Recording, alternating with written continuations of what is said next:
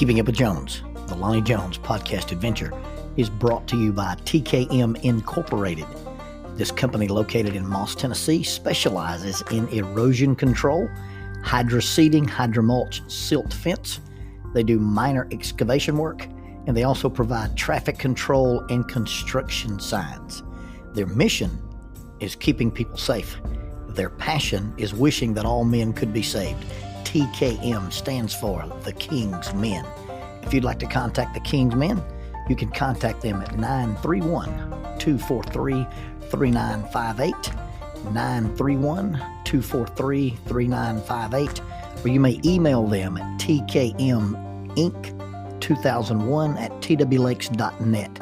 That is tkminc2001@twlakes.net. The King's Men, in partnership with Keeping Up with Jones, the Lonnie Jones podcast adventure.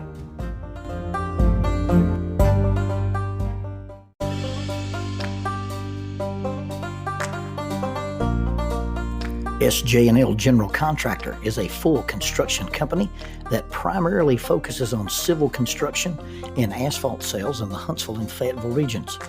Services they provide include, but are not limited to, road construction, asphalt material, underground utilities, site work, and demolition. They employ heavy equipment operators, concrete finishers, pipe layers, and CDL dump truck drivers. If you would like for this company to work for you on your project, or if you'd like to work for them as an employee of this family-owned business, you can contact them at 931-433-4660. That is 931-433-4660, or 3W's and a dot, sjnl.com.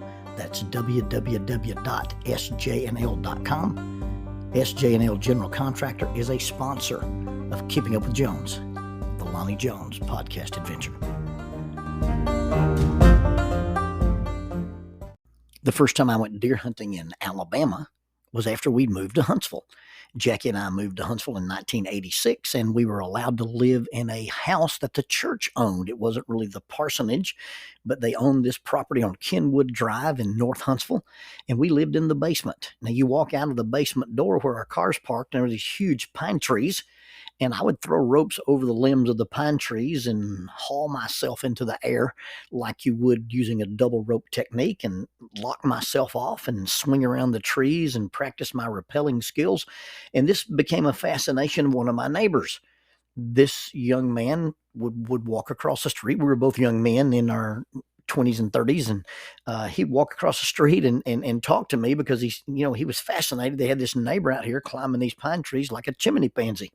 Well, turns out this guy was a member of the same church, not the same congregation, but he was a member of the Church of Christ, and I had been newly hired as a youth minister at Memorial Parkway Church of Christ. And this young man, Brent Thatcher, was a newly minted Huntsville police officer. And as a newly minted Huntsville police officer, that means he'd recently graduated from the academy. So in the course of our discussions and me being in shape enough to climb trees using just a rope, he invited me to go for a run one night. Well, I thought in my arrogance that as young as I was and as fit as I thought I was, that I could run with this guy. Well, had not been a runner up to that point. Didn't run in high school, and really, my fitness regimen did not involve a lot of cardio. And so if you've ever tried to keep up with a newly graduated Huntsville police cadet, they will run your legs off. Now, running my legs off is not a great deal because I don't have that large of legs to run off. If my legs were any shorter, they wouldn't reach the ground. But anyway, we go for this run, and he has to keep coming back to get me, and he has to keep, slowing his pace. And so when we get back to his house, I guess he was feeling some hubris. And so he said, well, you want to do some push-ups now? He couldn't see me grin in the dark. I said, I'll do 2 for every one you do. And challenge accepted. And I earned some of my self-respect and self-esteem back with the push-up contest, because having short arms means you can do push-ups like a piston engine because there's not a big stroke there. Just wicka, wicka, wicka, wicka. I can do a lot of push-ups, and that was one of my hobbies and my main workout. So this developed into a friendship. And Brent and I were neighbors. And so Brent invited me to go hunting. Now, you've got to understand that in those days, I was not a hunter. I did not have any gear. I did not have any knowledge. I didn't have anything that made me a hunter, except I had this old 30-30 lever action Winchester rifle. I had bought it for my birthday. I had taken some money people had given me and a little money that I had squirreled away, and I bought myself this lever action rifle. And so my 30-30 was what I was going to deer hunt with. Now, I'd only deer hunted in Arkansas a couple of times with a guy named John Moore. In fact, one of the very first times that I went with John, I brought home a buck, an 8-point buck. I was walking down this draw with my lever action rifle and kind of stalking a little bit, and I saw what I thought might be the rear end of a deer, and I brought my rifle up and I looked carefully, and well, his back feet weren't touching the ground. Now, I'm not foolish enough to shoot a deer that can levitate. There's some kind of shaman activity going on. There's some kind of shapeshifter here. So I'm being really careful, and I trace the outline of the deer, and his head's on the ground and his tongue sticking out. Well, I whisper to John, John. He looks over at me. What? I see a deer. He holds his hands up and he makes the motion of shoot it. Well, I pull my hunting knife out, stick it between my teeth, and go charging off into the woods. John thought I'd lost my mind, but this deer had tried to jump a fence and hooked his back legs in the top strand and apparently had broken his neck. There was no signs on the deer where he'd struggled against the barbed wire like he'd been entangled. He just simply was probably trying to show off for the ladies and instead of doing a deer jump, he did a Pepe Le Pew jump, and his feet caught and bam, broke his neck. We brought this deer out of the woods. We field dressed it, and we butchered it and subsequently cooked some of it and ate it. Everybody in town thought I'd killed the deer. I said, no, I didn't kill the deer. I found it. No, you didn't. But the first deer ever brought out of the woods. So I've never even fired this rifle at a deer. So that's my hunting gear to go with Brent. I put on a pair of sweatpants, and over the sweatpants, I put on some woodland camouflage. I had a pair of old leather boots that my dad wore in the National Guard. I had a full face toboggan. And that was my hunting gear. I didn't even have I didn't even have a camouflage jacket. I had an old field jacket that was solid black that I had bought somewhere. And so here we are going out into these woods. And I realized that in order to be successful, I probably need to be in a tree. Now, the terminology gets funny here because sometimes I tell people I like to hunt off the ground. And half the people who hear that phrase think you're sitting on the ground and hunting. Well, when I say I like to hunt off the ground, that means I get off the ground. I get into the air and do it. And maybe I should be saying I hunt from a tree or hunt from the ground. And anyway, I didn't realize I've got to be in a tree. Well, I don't have a tree climber. And in fact, I'd never even seen a tree climber at that point in my life.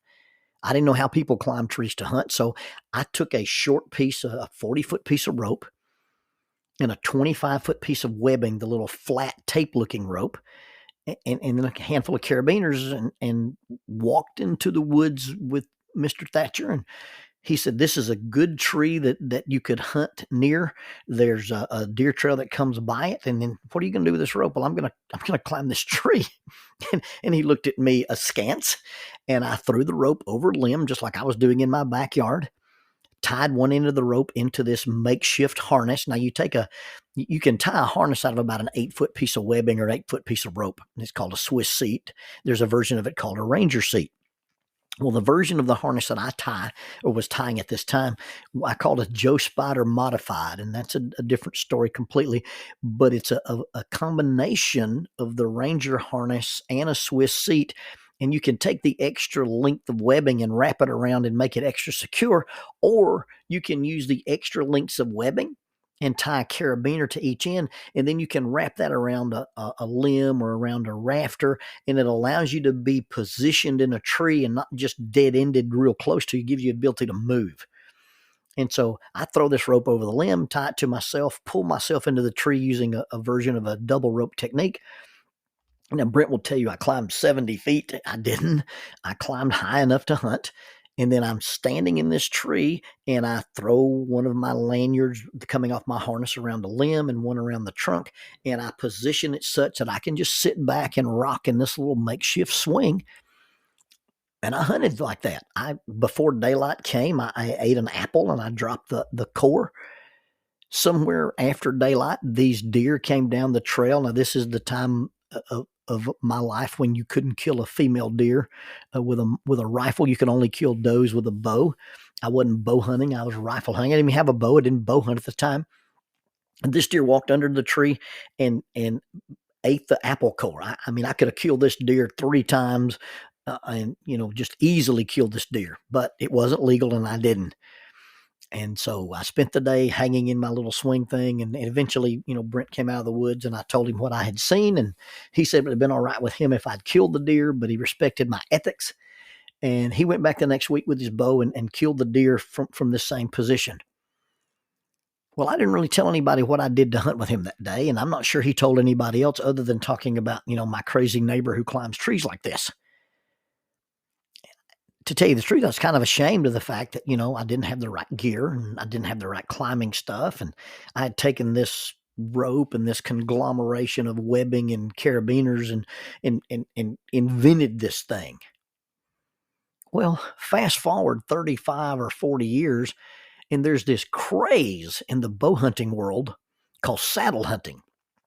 And saddle hunting is where you take a harness that is modified to look like a tree cutter saddle. The difference in a climbing harness and a tree cutter saddle, number one, climbing harnesses are lightweight. Tree cutter saddles are very substantial, heavy material.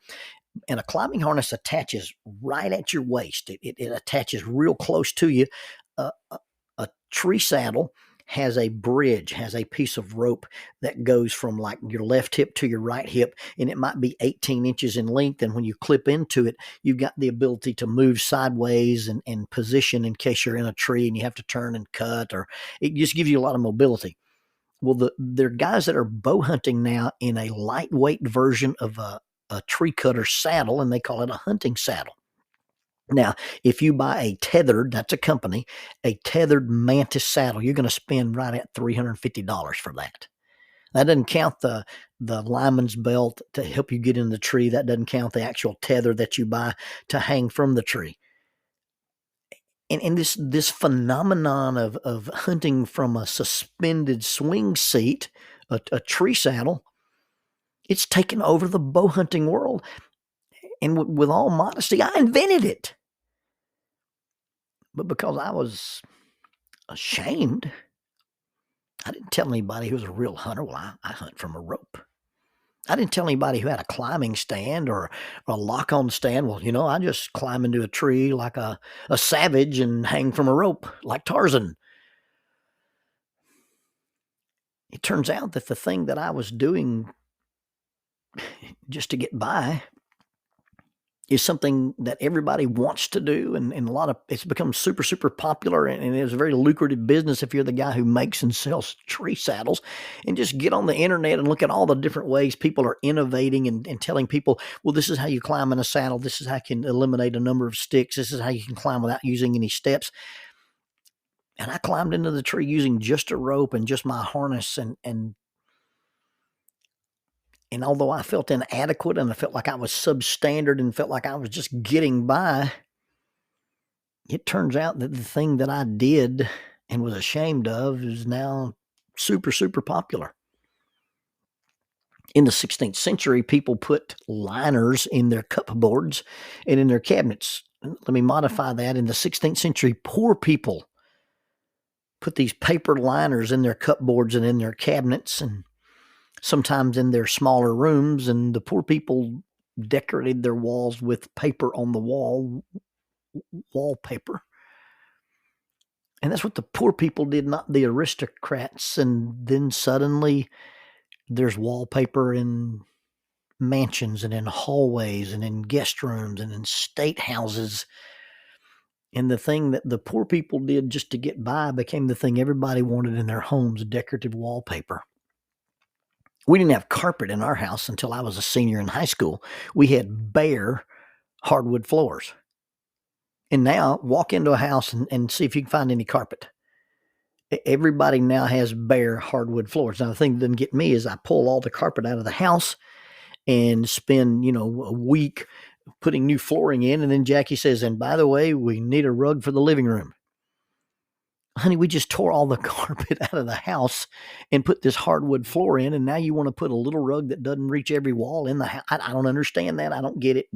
Nonetheless, it seems that the things that we have to adjust to, the things that we have to change because we feel like that we're substandard or we don't match up, those things become a thing. The things that we have to do to innovate actually become the next innovation. Learning to operate within our parameters, learning to celebrate what we are rather than spending an incredible amount of time worrying about what we're not, may be one of the greatest lessons that I ever learned. If you take a rope, and I'm talking about climbing ropes, but it applies to any kind of rope. But if I take a rope and I put a knot in it, that rope, for practical field purposes, the technical numbers are a little different for a figure eight knot versus a bowline versus a hitch. But for field purposes, when you put a knot in a rope, that rope becomes weaker by 50%. And so when you're talking about, hey, I'm going to use this rope, but if I put a knot in it, it weakens it. The question is, what good is a rope that you don't put a knot in? You see, if you don't wrap a rope around something or wrap a rope around itself and create a loop or some kind of a bite that you can attach to, unless you're the kid from Johnny Quest, a rope is useless except for a jump rope or a boundary marker. And the very thing that makes the rope vulnerable also makes it functional. Now, if you're not just climbing a rope like for CrossFit or just to improve your hand strength, and you're not using it as a rope swing, when you're talking about the vertical environment and you're talking about climbing or you're talking about rescue or you're talking about vertical access, the rope's job is to hold you. It's not your job to hold the rope.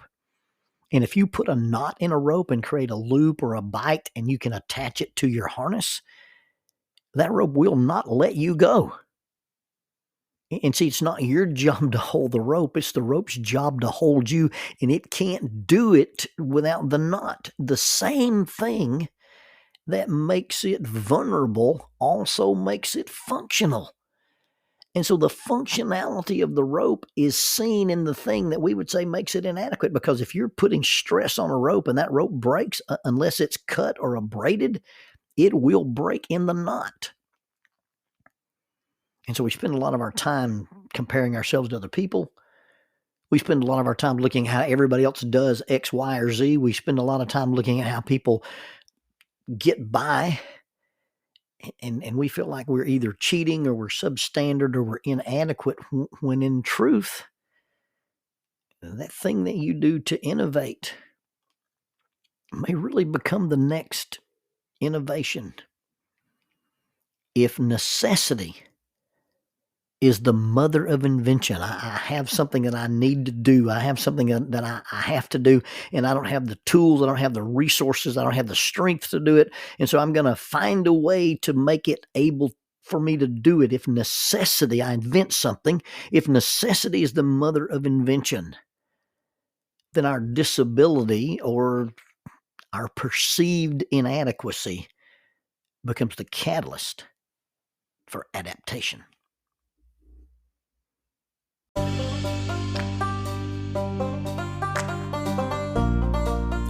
Using the tool of shortwave radio, World Christian Broadcasting literally covers the world every day with the gospel. They use 2 large curtain antennas. One is located in Anchor Point, Alaska, and the other in Madagascar. They send out messages that are recorded at their international home in Franklin, Tennessee.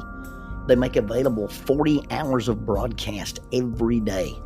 The broadcasts are made in English, Chinese, Russian, Spanish, Portuguese, Korean, English for Africa, and Arabic.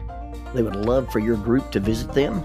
You can bring your ladies group, your youth group, or your men's group. Just give them a call at 615-371-8707, 615-371-8707, or you can go to 3Ws worldchristian.org, find the Donate Here button, and make a financial contribution to support this work that literally covers the world every day with the gospel. World Christian Broadcasting, in cooperation with Keeping Up with Jones, the Lonnie Jones podcast adventure.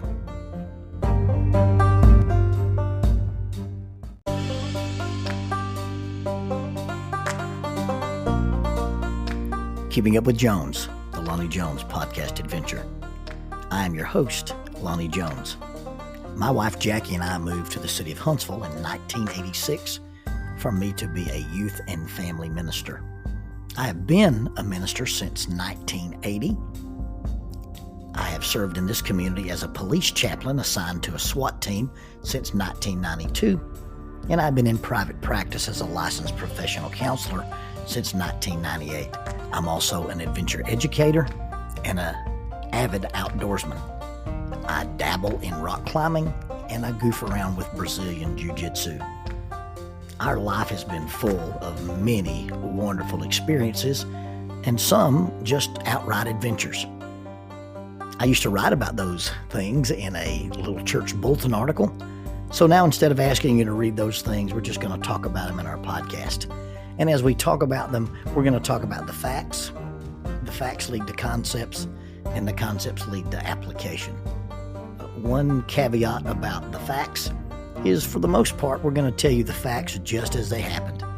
But every now and then, we're going to tell you the way other people have told us they remember it happening, with a little bit of embellishment.